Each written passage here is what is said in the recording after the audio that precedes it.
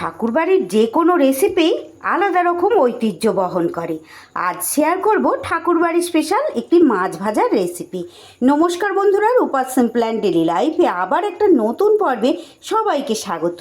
মাছ ভাজা তো একটু নুন হলুদ মাখিয়ে নিয়ে ভেজে নিলেই হয়, তবে আজ আমি দারুণ লোভনীয় স্বাদের একটি মাছ ভাজার রেসিপি আপনাদের সঙ্গে শেয়ার করছি। এটা যেমন স্ন্যাক্স হিসেবে ফাটাফাটি লাগবে খেতে, তেমনই ডাল ভাতের সাথেও দারুণ জমে যাবে। তাহলে চলুন শুরু করি। সবার প্রথমে গ্যাসে আমি একটা প্যান বসিয়ে দিয়েছি। এইবার এর মধ্যে দেখুন আমি নিয়ে নিয়েছি 3টে লবঙ্গ, একটা ছোট এলাচ আর সামান্য একটু দারচিনি, আর তারই সাথে দিয়ে দিচ্ছি একদম 8-10টা দানা গোটা গোলমরিচ। এটাকে একটু শুকনো খোলায় নেড়ে চেড়ে ভেজে নিতে হবে। এটা কয়েক সেকেন্ড এইভাবে একটু লো ফ্লেমে ভেজে নিয়ে এইবার এটা আমি ছোট একটা হামালদিস্তের মধ্যে ঢেলে নেব। খুব অল্প পরিমাণ মশলা তো, এটা কিন্তু মিক্সিতে গুঁড়ো করা যাবে না, এটা চাইলে আপনারা একটু শিলেও গুঁড়ো করে নিতে পারেন। এইবার এই প্যানের মধ্যেই দিয়ে দিচ্ছি আমি 1 কাপ পরিমাণ মসুর ডাল। এই ডালটাকে শুকনো খোলায় বেশ নাড়িয়ে চাড়িয়ে একটু কুড়মুড়ে মতো করে শুকনো খোলায় ভেজে নিতে হবে। আমি কিন্তু আজকের মাছটা যে ভাজবো বেসন বা বেডগ্রামস ওই সব কিছুই দেব না, এই মসুর ডাল দিয়েই ভাজবো, তাই অবশ্যই ডালটা এইভাবে নাড়িয়ে চাড়িয়ে একটু ভাজা ভাজা করে নেব। খুব অল্প সময় লো ফ্লেমে এইভাবে ডালটা একটু নাড়িয়ে চাড়িয়ে নিয়ে বেশ হালকা ভাজা ভাজা ভাব হয়ে গেছে। এইবার এটা একটা পাত্রে ঢেলে ঠান্ডা করে নিতে হবে। ঠান্ডা হয়ে গেলে এটা মিক্সিতে দিয়ে একটা দরদরা মতো করে গুঁড়ো করে নেব। খুব মিহি গুঁড়ো করার দরকার নেই, একটু দানা দানা থাকবে সেই রকম গুঁড়ো করে নিতে হবে। ঠিক এইভাবে দেখুন একটু দানা দানা রেখে ডালটা কিন্তু আমি গুঁড়িয়ে নিয়েছি। একটু এইভাবে ঘুরিয়ে নিলেই কিন্তু এটা হয়ে যাবে। এবার একটা পাত্রে এটা ঢেলে নিয়ে এবার এই মিক্সির বাটিতেই নিয়ে নিচ্ছি খুব অল্প পরিমাণ একটুখানি আদা, আর তারই সাথে 4-5টা রসুন, তারই সাথে মাঝারি সাইজের একটা পেঁয়াজ কুচিয়ে নিয়েছিলাম দিয়ে দিলাম, আর আমার স্বাদ অনুযায়ী কাঁচা লঙ্কা। এতে যে পেঁয়াজের জলটুকু আছে তারই মধ্যে এটা একটা পেস্ট তৈরি করে নিচ্ছি। মশলাটা এইভাবে বেটে নিয়েছি। এইবার দেখুন বন্ধুরা, আমি এখানে 4 পিস পেটির মাছ নিয়েছি। এটা কাতলা মাছের পেটি আছে, আপনাদের কাছে এই ধরনের যে কোনো মাছ, পেটি হোক দাগা হোক, যে কোনো মাছ দিয়ে কিন্তু করতে পারবেন। এইবার মাছগুলোতে খুব ভালো করে আমি সবার প্রথমে নুন হলুদ মাখিয়ে নেব। আমি কিন্তু বন্ধুরা এখানে আমার মাছের পরিমাণ অনুযায়ী কিন্তু সব কিছু বাকি মশলা বাকি উপকরণগুলো নিয়েছি। আপনারা মাছ কম বেশি হলে বাকি মশলাগুলোও কিন্তু কম বেশি করে নেবেন। এটা ঠাকুরবাড়ির খুব প্রসিদ্ধ একটা রেসিপি, যদিও আমি এটা কিন্তু বইতে পড়িনি, আমি এটা সোশ্যাল মিডিয়ায় দেখে 2-3 বার এইভাবে করেছিলাম। খুব ভালো লাগে খেতে বন্ধুরা। এটা ডালের সাথেও মানে ভাতের পাতে ডালের সাথে যেমন ভালো লাগে, এই রকম 1 পিস মাছ ভাজা হলে আর কিন্তু ডাল হলেই পুরো ভাত খাওয়া হয়ে যাবে, আর কিচ্ছু লাগবে না। তারই সাথে কিন্তু এটা সস কাসুন্দির সাথে স্ন্যাক্স হিসেবে সন্ধেবেলাও কিন্তু ভীষণ ভালো লাগে খেতে। একদম পুরো ফিশ ফ্রাই, মানে অন্যরকম যে হোটেল রেস্টুরেন্টে খান তার স্বাদকেও হার মানাবে। খুব সহজ ঘরোয়া উপকরণ দিয়ে আপনারা কিন্তু এইভাবে তৈরি করে নিতে পারবেন। একদিন তৈরি করে খেয়ে দেখবেন, ভীষণ ভালো লাগে।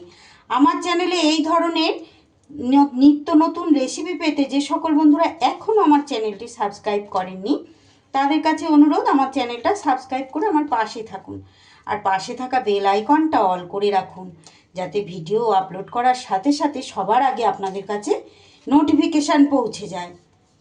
সুন্দর করে দেখুন নুন আর হলুদ আমার মাখানো হয়ে গেছে। এইবার এই মাছের ওপরে দিয়ে দিচ্ছি আমি 2 চামচ পরিমাণ টক দই, আর তারই সাথে দিয়ে দেব যে মশলাটা আমি পেস্ট করে রাখলাম, পেঁয়াজ, আদা, রসুন, কাঁচা লঙ্কা, সেই মশলাটাও কিন্তু পুরোটা আমি এর মধ্যে দিয়ে দিচ্ছি। যে সকল বন্ধুরা অলরেডি আমার চ্যানেল সাবস্ক্রাইব করে দিয়েছেন, মানে আমার পুরনো বন্ধুরা, আর প্রত্যেক দিন আমার সঙ্গে জুড়ে থেকে আমাকে ভালোবাসা দিচ্ছেন, তাদেরকে জানাই অসংখ্য ধন্যবাদ আর অনেক অনেক ভালোবাসা। এইবার দেখুন যে গরম মশলাটা আর গোলমরিচটা যে গুঁড়ো করলাম সেটাও এর মধ্যে দিয়ে দিলাম। এইবার খুব সুন্দর করে কিন্তু এটাকে মাখিয়ে নিতে হবে। মশলাটা 4টে মাছের মধ্যেই কিন্তু খুব সুন্দর করে মাখিয়ে নেব।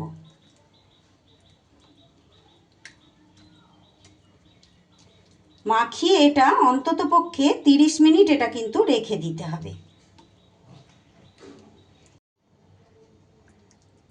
ফিরে আসছি আমি তাহলে 30 মিনিট পর। ফিরে এলাম বন্ধুরা আমি 30 মিনিট পর। এইবার যে ডালটা গুঁড়ো করে রেখেছিলাম সেই ডালটার মধ্যে দিয়ে দিচ্ছি একটু অল্প পরিমাণ নুন। অবশ্যই এই নুনটা দিতে হবে, না হলে কিন্তু এটা কোট করব তো স্বাদ লাগবে না। নুনটা দিয়ে খুব সুন্দর করে এইভাবে মিশিয়ে নিতে হবে। এতক্ষণ পর্যন্ত ধৈর্য ধরে যে সকল বন্ধুরা আমার রেসিপি দেখছেন, আমার সঙ্গে ভালোবেসে রয়েছেন, প্লিজ বন্ধুরা ভালোবেসে একটা লাইক করে দেবেন। আর ভিডিও শেষে অবশ্যই একটা কমেন্ট রেখে যেতে ভুলবেন না, যাতে করে আমি বুঝতে পারি যে সত্যি আপনাদের কতটা ভালো লেগেছে। আপনাদের একটা লাইক আর একটা কমেন্ট আমাকে নতুন নতুন প্রত্যেক দিন ভিডিও তৈরি করতে উৎসাহ যোগায়, আর আমার ভিডিওটাকেও কিন্তু অনেক মানুষের কাছে পৌঁছে দিতে পারে। দেখুন এইভাবে সুন্দর করে একদম কোট করে নিতে হবে, ঠিক যেইভাবে ফিশ ফ্রাই আমরা তৈরি করি ঠিক সেইভাবে। এইভাবে সুন্দর করে আমি মাখিয়ে নিচ্ছি। মাখিয়ে নিয়ে আলাদা আর একটা পাত্রে কিন্তু আমি এইভাবে রেখে দেব। 4 পিস মাছকেই ঠিক ওই রকম একই রকমভাবে যাতে মশলাটাও থাকে আর এইভাবে ডালের কোটটাও হয়, ঠিক সেইভাবে কিন্তু কোটটা করে নিতে হবে।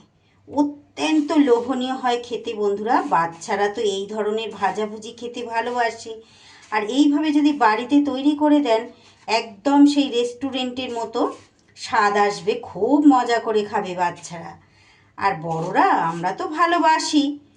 আমি কিন্তু মাছের যে কোনো আইটেম খেতে প্রচণ্ড ভালোবাসি। খুব ভালো হয় এটা, কিন্তু যে কোনো স্পেশাল দিনে আপনারা করতে পারেন। আমি কিন্তু এটা এই স্পেশাল দিনেই এটা করেছিলাম।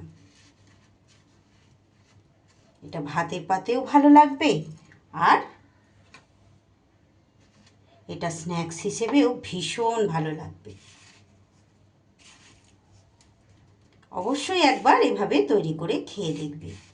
আমি এখানে পেটি পিস দিয়ে করেছি আর কাতলা মাছ নিয়েছি, আপনারা রুই মাছ দিয়েও করতে পারেন আর দাগার পিস দিয়েও কিন্তু করতে পারেন। সুন্দর করে একদম মোটা মোটা করে এইভাবে কোট করে নিচ্ছি।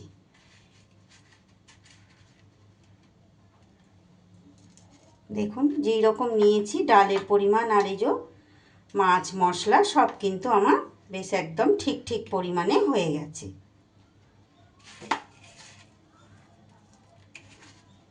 এটাও এইভাবে রেডি করে নিচ্ছি।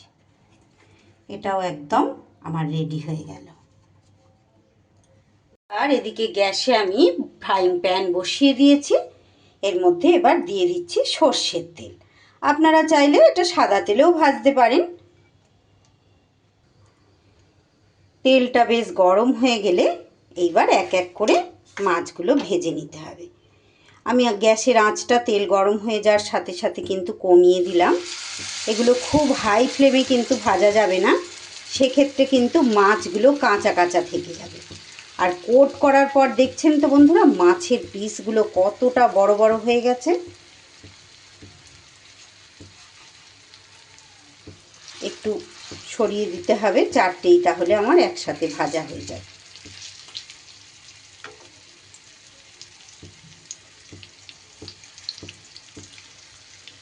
ব্যাস 4টেই এইভাবে সাজিয়ে আমি দিয়ে দিলাম।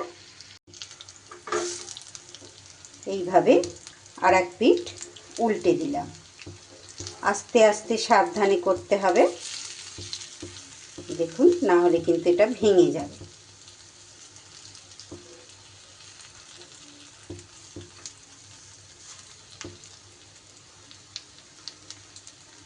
গ্যাসটা কিন্তু আমি একদম মিডিয়াম ফ্লেমে রেখেছি। ব্যাস, চারটেই আস্তে আস্তে এইভাবে কিন্তু আমি উল্টে দিলাম। দেখে নিশ্চয়ই বুঝতে পারছেন কতটা লোভনীয় হতে চলেছে। প্লিজ বন্ধুরা, লাইক দিতে ভুলে গেলে একটা লাইক করে আর একটা কমেন্ট করে আমার কিন্তু পাশে থাকবেন। আর যে সকল বন্ধুরা এখনও সাবস্ক্রাইব করেননি, চিন্তা করছেন করবেন কি করবেন না, তাদের কাছে অনুরোধ, প্লিজ আমার চ্যানেলটা সাবস্ক্রাইব করে আমার পাশে থাকুন। বেশ সুন্দর করে মুচমুচে করে দেখুন এগুলো কিন্তু আমার ভাজা হয়ে গেছে।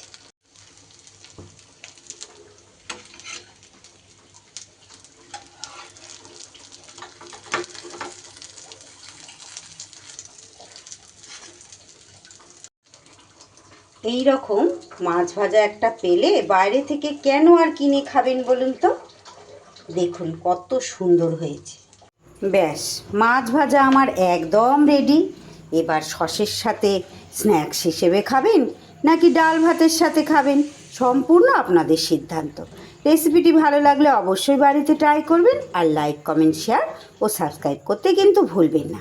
সবাই খুব ভালো থাকবেন, সুস্থ থাকবেন। ধন্যবাদ।